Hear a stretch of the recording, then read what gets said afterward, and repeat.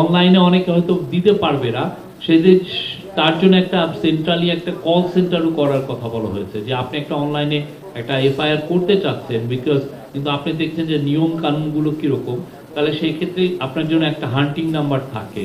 আপনি যেমন 999 আছে, আপনি যে কোনো কমপ্লেনের ক্ষেত্রে এখানেও একটা একটা বিশেষ নাম্বার থাকবে, সেখানে আপনি 111 হতে পারে, আপনি ফোন দিলে আপনাকে ওরা গাইড করবে যে কিভাবে আপনি কেস করবেন।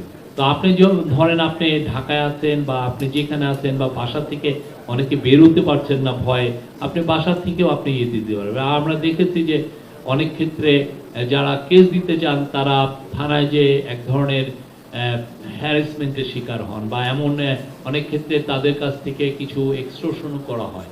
তো সেই জিনিসগুলো যাতে না হয়, আপনার যাতে সরাসরি আপনি নিজে এটা কেস করতে পারেন অনলাইন করে, সেটার একটা খুব আপনারা শীঘ্রই এটা দেখবেন। আরেকটা হচ্ছে যে প্রফেসর ইউনূস বলেছেন কমান্ড সেন্টার করতে বা কমান্ড ইনফ্রাস্ট্রাকচার। সেটার ফলে যেটা হচ্ছে যে আপনি জানেন যে অনেকগুলো ল অ্যান্ড অর্ডারের সিচুয়েশন তো অনেকে দেখেন, যেমন নদী কেন্দ্রিক বা কোস্টালের প্রায় 30,000 স্কোয়ার কিলোমিটারের ওয়াটারওয়েজ বা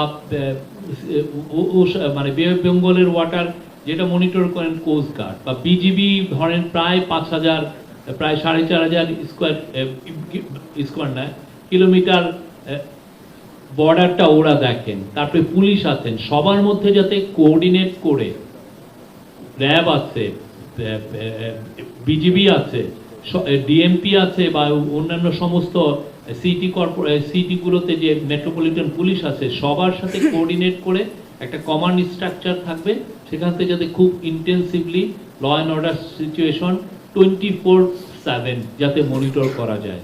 কিছু একটা হলে যাতে সমস্ত রিসোর্স নিয়ে গভর্নমেন্টের ল অ্যান্ড অর্ডার সংক্রান্ত যতগুলো এজেন্সি যাতে কাজ করতে পারে, সেটার জন্য একটা কমান্ড সেন্টার করার কথা বলেছেন। মূল উদ্দেশ্য হচ্ছে ল অ্যান্ড অর্ডার সিচুয়েশনটা তো ইমপ্রুভ হচ্ছে, যারা আরো একটু ইমপ্রুভ হয়।